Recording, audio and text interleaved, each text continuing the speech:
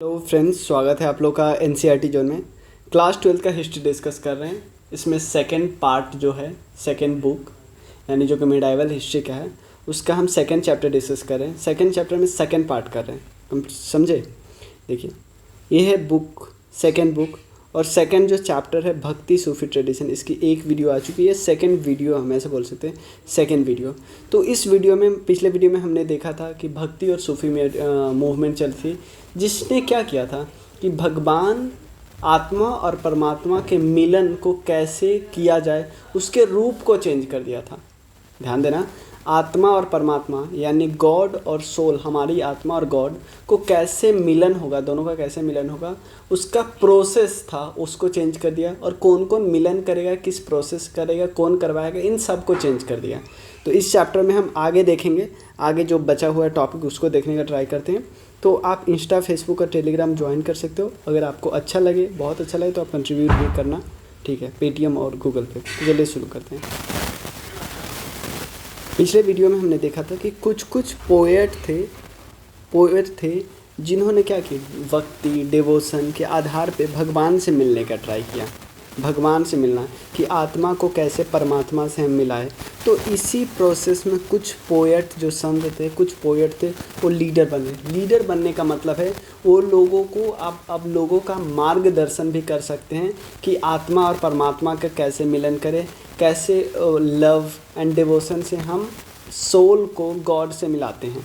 तो यहाँ पे अभी भी बताया जाए कि ब्राह्मण अभी भी इम्पॉर्टेंट है। जैसे वैदिक एरा में ब्राह्मण इम्पॉर्टेंट था, तो ब्राह्मण अभी भी इम्पॉर्टेंट है। जो कि ब्राह्मण का काम होता है कि इंटरमीडिएट का काम करना गॉड एंड डिवोटी के। डिवोटी का मतलब वो इंसान जो गॉड से मिलना चाहता है, जो जिसका सोल गॉड से कनेक्ट होना चाहता है, यूनियन करना चाहता है। लेकिन इसके साथ हुआ क्या कि बहुत सारे फॉर्म आ गए, भक्ति के बहुत सारे फॉर्म आ गए कि कैसे मिलन करना है भगवान का। लेकिन इसके साथ क्या हुआ कि पहले जो एक्सक्लूसिव राइट था टेक्स्ट वगैरह पे ब्राह्मण का, तो एक्सक्लूसिव वाला ख़त्म हो गया कि ऐसा नहीं कि सिर्फ ब्राह्मण ही किताबें पढ़ सकते। अब क्या हुआ, थोड़ा लिबरेट किया गया, लिबरेशन हुआ। जिसमें क्या हुआ, लिबरेशन किससे, जो ऑर्थोडॉक्स ब्राह्मणिकल फ्रेमवर्क है, जिसमें बोला जाता था कि सारे सबसे ऊपर ब्राह्मण है, ब्राह्मण ही सब कुछ कर सकता है, ब्राह्मण जो बोलेगा वही सत्य है। इसमें थोड़ा लिबरेशन हुआ। इसमें लिबरेशन होने के साथ साथ क्या हुआ, वुमेन और लोअर कास्ट की एंट्री हो गई। अब ये लोग भी क्या कर सकते थे, डिवोशन कर सकते थे, प्रे कर सकते थे, जिससे वो उसका सोल और गॉड का मिलन हो सके। तो यहाँ पे बताया जा रहा है कि बहुत रिमार्केबल डाइवर्सिटी था, क्योंकि अलग अलग बहुत सारे गॉड आ गए थे इस समय।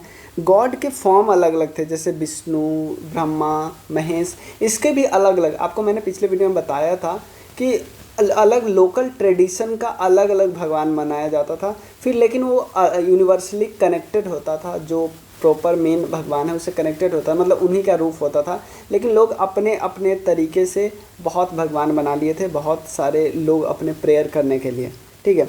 अब भक्ति ट्रेडिशन को दो पार्ट में डिवाइड किया गया है। एक का नाम है, देखो इसको डिटेल में बताऊंगा बाद में, पहले हम सिंपल बताते हैं, सगुन और निर्गुण। सगुन का मतलब होता है कि आप ऐसे भगवान की पूजा करते हो जिसका रूप आप देख रहे हो, जिसकी मूर्ति आप देख रहे हो, जिसका फोटो आप देख रहे हो, सिंपल सगुन।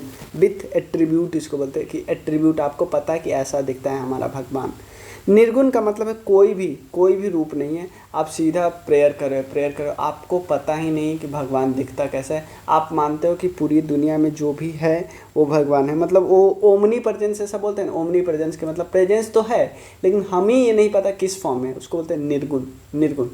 एक होता है सगुन, आप याद करते हो शगुना का मतलब जिसको अथेइस्ट बोलते हैं, यानी जिसमें एट्रीब्यूट हो कि आपको पता है ओ ये शिव भगवान है, ओ ये ब्रह्मा जी है, ये विष्णु जी है, ऐसे बोल सकते हैं। लेकिन जो निर्गुण होता है, यानी भक्ति ट्रेडिशन दो टाइप से लोग करते थे। एक तो मैं कर रहा हूँ कि मैं श्री कृष्ण की पूजा कर रहा हूँ, जप कर रहा हूँ।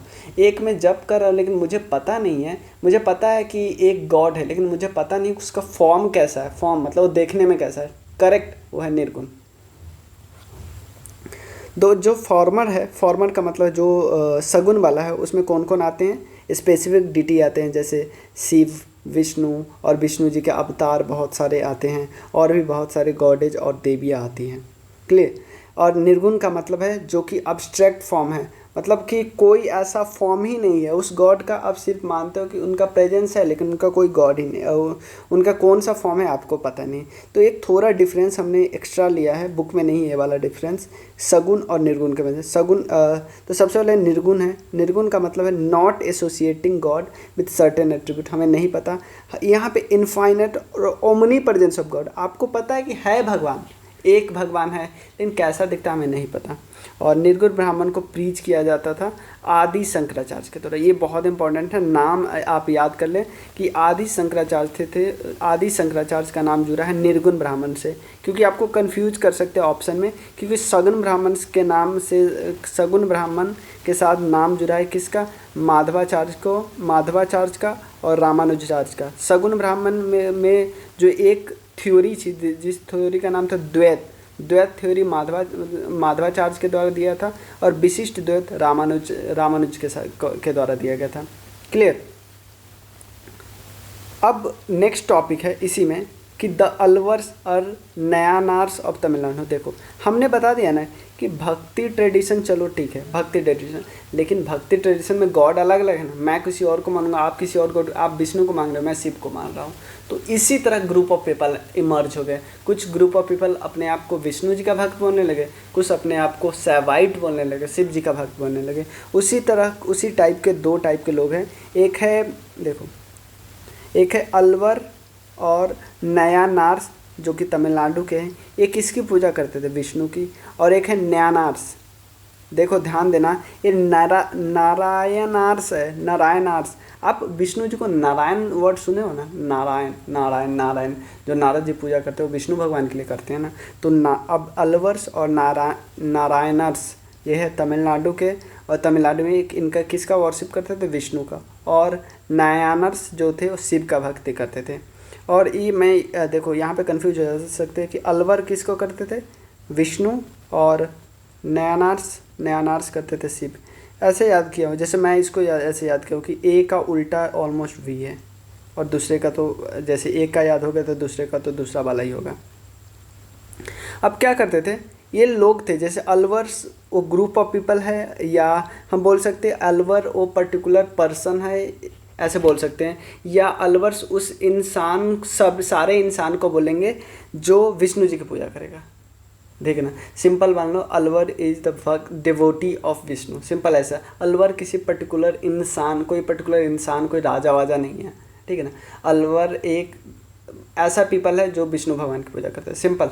जैसे दलाई लामा, आपको पता है दलाई लामा हम उस पर्टिकुलर पोस्ट को बोलते हैं जो बुद्ध के सबसे बड़े पोस्ट का हेड है, ठीक है।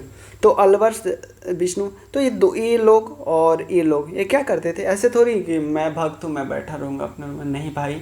कोई भी धर्म को आप मानते हो तो धर्म को प्रोपागेट करने का आपको मेन टास्क, आपको प्रोपागेट करने का है। क्यों ना फैलाएं हम अपने धर्म को, क्यों ना बताएं हम अपने धर्म को दूसरे लोगों को, बताएंगे भाई। क्योंकि मैं जिस धर्म को फॉलो करता हूँ, मैं चाहूँगा कि वो धर्म फले फूले और उसके डिवोटी और उसके डिसाइपल और लोग बनते रहे। सेम यही हुआ कि ये अलवर्स और नयानार्स जो थे वो जगह जगह घूमते थे और गाना गाते थे। गाना हिम्स के फॉर्म में गाते थे। हिम्स जो होता है ना, जैसे आपने हिम्स सिंपल समझ लो, सुविचार, जो भगवान की गाथा करते हैं, भगवान की गाथा करते हैं, भगवान की प्रार्थना करते हैं। तो जो अलवर और नयानार थे वो कभी कभी क्या कर लेते थे, किसी प्लेस को बोल देते भाई यहाँ पे तो गॉड रहते हैं, एक्चुअली यहाँ पे रहते हैं। तो जैसे ही वहाँ के प्लेस को वर्ड ऑफ गॉड बोलते हैं, वहाँ पे पिलग्रिमेज सेंटर बन जाता है। वहाँ पे जहाँ सेंटर बना वहाँ पे हमेशा चैंटिंग होती रहे। चैंटिंग मतलब मंत्रोच्चारण होता रहता है, मंत्र का उच्चारण होता रहता है। इवन जो पोएट थे उनकी भी पूजा होती रहती है। तो यहाँ पे एक हिम्स के बारे में दिया हुआ है, एक हिम्स के बारे में दिया हुआ है। हिम्स में क्या सिंपल बताया जा रहा है, हिम्स में बताया जा रहा है, हिम्स में सिंपल बताया जा रहा है कि एक इंसान था, मतलब एक कवि था, और विष्णु भगवान से बोलता है कि सर, मतलब विष्णु भगवान, कोई अगर आउटर कास्ट का है, आउटर कास्ट का मतलब जिसको चतुर्वर्ण में जगह नहीं दिया गया है, यानी जो ब्राह्मण, क्षत्रिय, वैश्य, शूद्र का नहीं है, लेकिन अगर वो बंदा जो आउट कास्ट का है वो आपकी पूजा करता है, अपनी पूरी शिद्दत आपकी सर्विस में लगा देता है, ध्यान देना, आपकी सर्विस में पूरी शिद्दत से जुड़ा रहता है, तो वो ध्यान देना, तो वो इंसान चतुर्वर्ण से ऊपर है। ध्यान देना, वो इंसान चतुर्वर्ण से ऊपर है, लेकिन चतुर्वर्ण के सभी इंसान से ऊपर नहीं है। चतुर्वर्ण के वो इंसान जिसको कोई फ़र्क ही नहीं पड़ता, ओ आपकी पूजा करनी है, नहीं, उसको कोई फ़र्क ही नहीं पड़ता, उस इंसान से ऊपर है। लेकिन हो सकता है चतुर्वर्ण का ही इंसान, कोई ब्राह्मण ही हो सकता है, वो बहुत बड़ा डिवोटी हो सकता है विष्णु से, शिव भगवान का, तो उससे ऊँचा थोड़ी होगा, उसके तो बराबर होगा ना। क्लियर। तो अब अलवर नयानार्स जो तमिलनाडु के थे, तमिलनाडु वगैरह के थे, तो इनका क्या था, कास्ट को कैसे लेते थे, कास्ट को कैसे ट्रीट करते थे? क्या अभी भी बोलते थे भाई नहीं हम विष्णु भगवान को मानते हैं, हम शिव भगवान को मानते हैं, तो अपर कास्ट के हो तभी या नीचे कास्ट के नहीं है? नहीं भाई, ऐसा नहीं होता था। इसके लिए सब कास्ट की एंट्री होती थी, यानी ये सिंपल कास्ट जो सिस्टम था उसके अगेंस्ट में थे, और ब्राह्मण के डोमिनेशन के अगेंस्ट में थे, और ये इवेंट अनटचेबल लोगों की एंट्री कर दिए थे। और एक चीज़ ये बोलते हैं, एक उनका पुस्तक है, ध्यान देना, एक उनका पुस्तक है अलवर का। अलवर कौन थे? जो विष्णु भगवान को मानते, ए का उल्टा वी। देखो, नलाइरा दिव्या प्रबंधनम, नलाइरा दिव्या प्रबंधनम एक इम्पॉर्टेंट कंपोजिशन है अलवर का। ये बोलते हैं कि ये एक कंपोजिशन है ना, चारों वेदा के बराबर है। यानी ये क्या सिंपल है, क्या कहना चाहते हैं, वेदा की अथॉरिटी को क्वेश्चन कर रहे हैं, सिंपल यही है ना। और वेदा की अथॉरिटी को क्वेश्चन करेंगे तो यानी ये वर्ण सिस्टम को भी नहीं मानेंगे, कास्ट सिस्टम को भी नहीं मानेंगे, यही हो रहा है। But most of the composition very important, मतलब अपने बहुत सारे कंपोजिशन को बोल देते चलो वेदा के इक्वल है। और इस बीच ये देखो लोअर कास्ट को भी एंट्री दे रहा है, वुमेन को कैसे छोड़ सकते हैं, वुमेन को भी एंट्री दी, तो वुमेन का पार्टिसिपेशन बहुत ज़्यादा होने लगा।